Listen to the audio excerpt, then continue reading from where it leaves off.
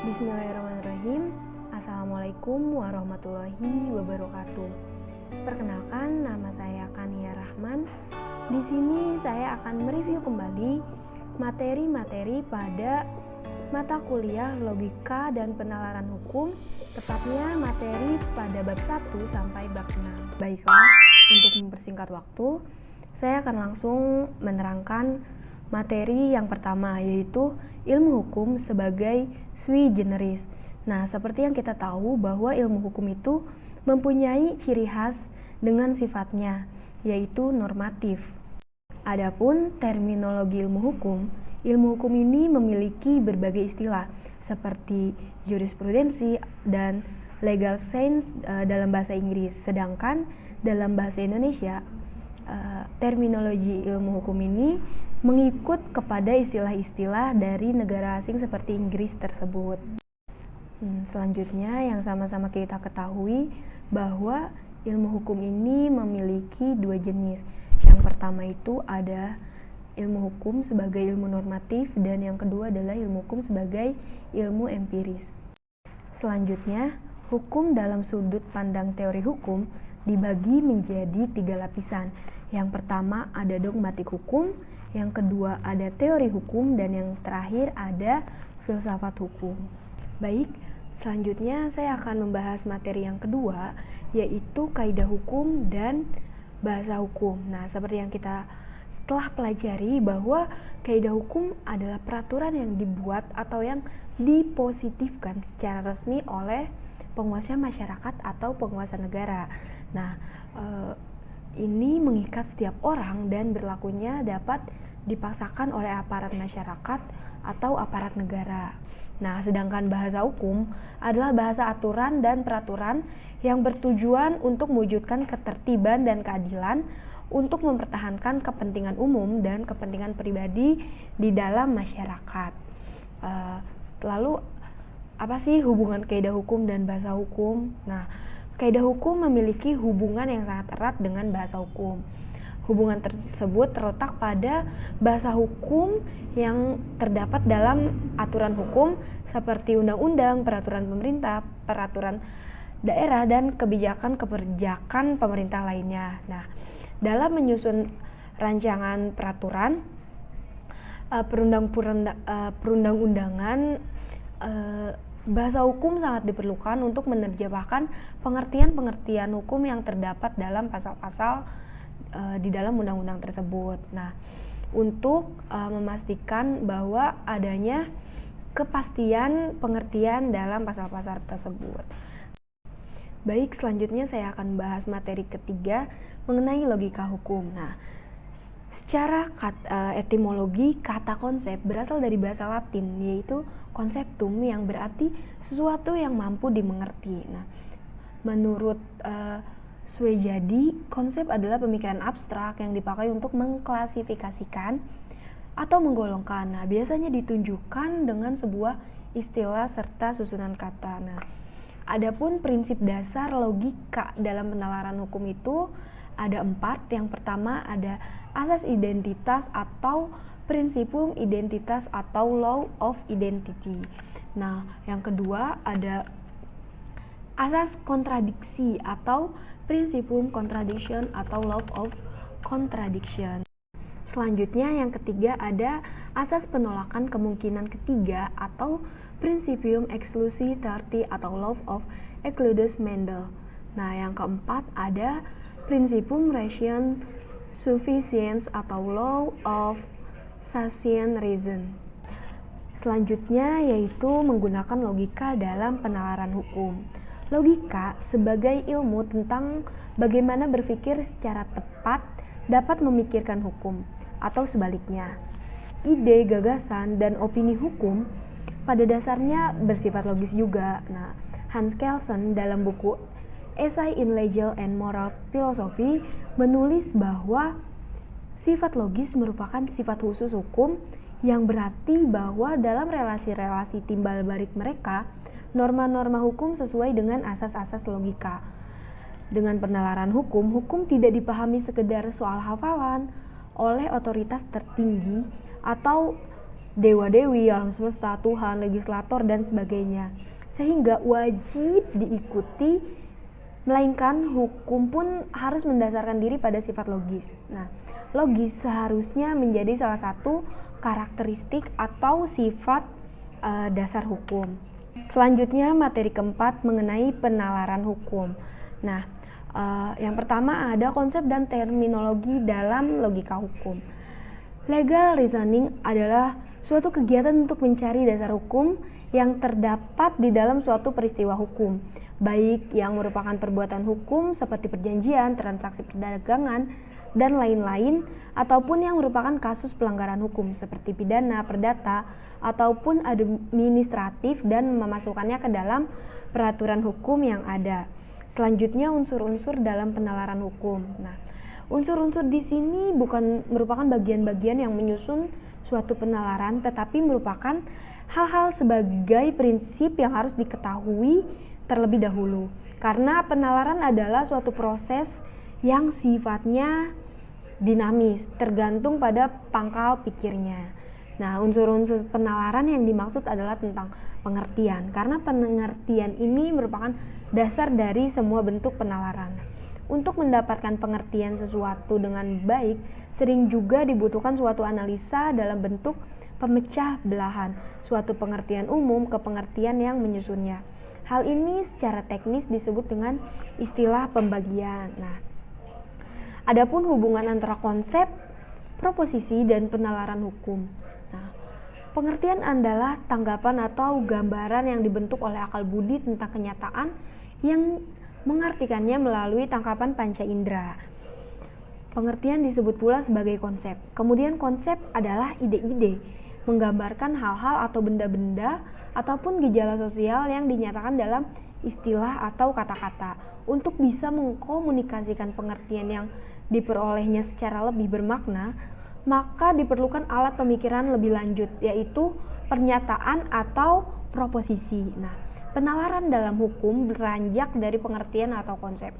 Salah satu cara yang sering kali digunakan untuk menjelaskan konsep adalah definisi dan jenis-jenis penalaran hukum. Nah, yang pertama, adanya suatu pola berpikir yang secara luas dapat disebut logika, atau dapat dikatakan bahwa kegiatan penalaran merupakan suatu proses berpikir logis, di mana berpikir logis di sini harus diartikan sebagai kegiatan berpikir menurut suatu pola tertentu, atau dengan kata lain, menurut logika tertentu.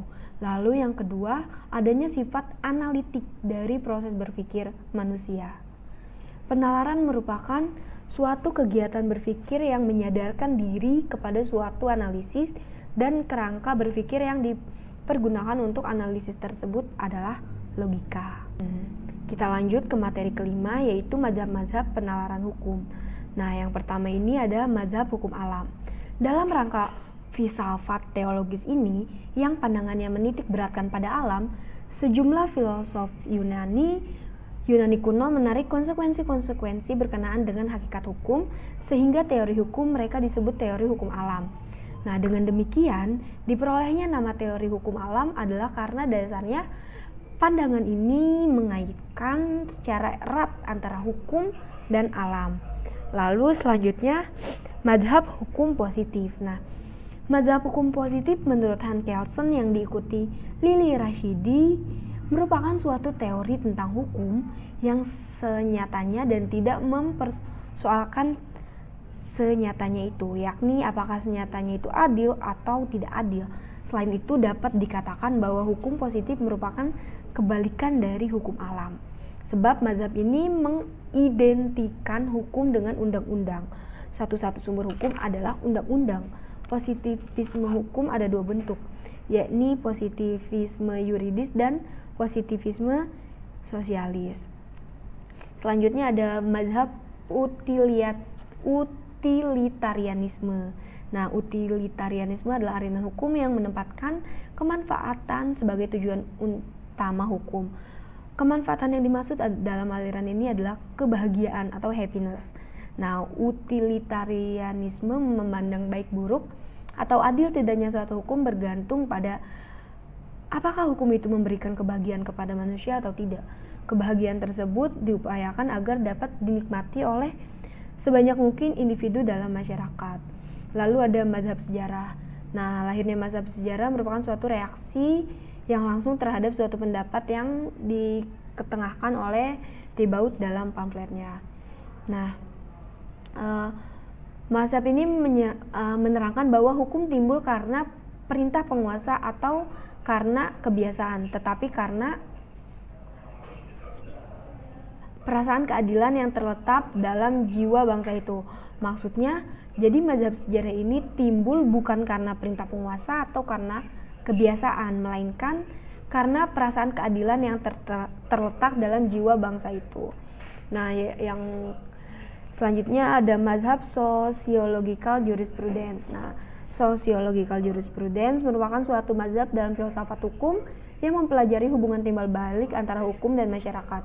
Sedangkan sosiologi hukum adalah cabang dari sosiologi yang mempelajari pengaruh masyarakat kepada hukum. Singkatnya, sociological jurisprudence mempunyai cara pendekatan yang bermula dari hukum ke masyarakat, sedangkan sosiologi hukum sebaliknya, yaitu pendekatan dari masyarakat ke hukum. Lalu yang terakhir ada pragmatic legal realism. Nah, pragmatic legal realism disebut pula dengan realisme hukum. Dalam pandangan penganut hukum realisme hukum adalah hasil kekuatan sosial dan alat kontrol sosial.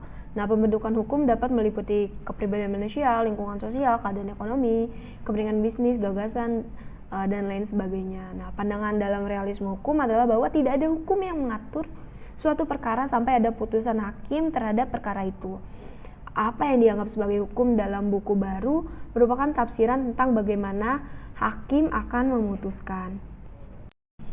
Baik, selanjutnya saya akan membahas materi yang keenam mengenai analisa terhadap konsep-konsep hukum. Nah, yang pertama ada hak. Pengertian hak secara umum adalah segala sesuatu yang harus didapatkan oleh setiap orang yang telah ada sejak lahir, sehingga dapat diartikan bahwa hak adalah sesuatu yang dimiliki oleh manusia sejak lahir dan harus didapatkan atau terpenuhi untuk setiap orang yang memiliki hak tersebut. Nah, hal ini dapat digunakan untuk meninjau makna hak yang dimiliki oleh setiap manusia, terlebih terkait hak kebebasan pendapat di muka umum sebagai warga negara Indonesia dan batas hak kebebasan berpendapat di muka umum. Lalu ada kewajiban. Nah, kewajiban ini memiliki beberapa bagian. Ada kewajiban mutlak, kewajiban publik, kewajiban positif, kewajiban universal atau umum, dan kewajiban primer. Nah, yang ketiga adalah hubungan hukum. Nah, setiap hubungan hukum mempunyai dua segi. Segi BVJ atau kekuasaan atau kewenangan atau hak. Mohon maaf jika ada salah dalam pengucapan.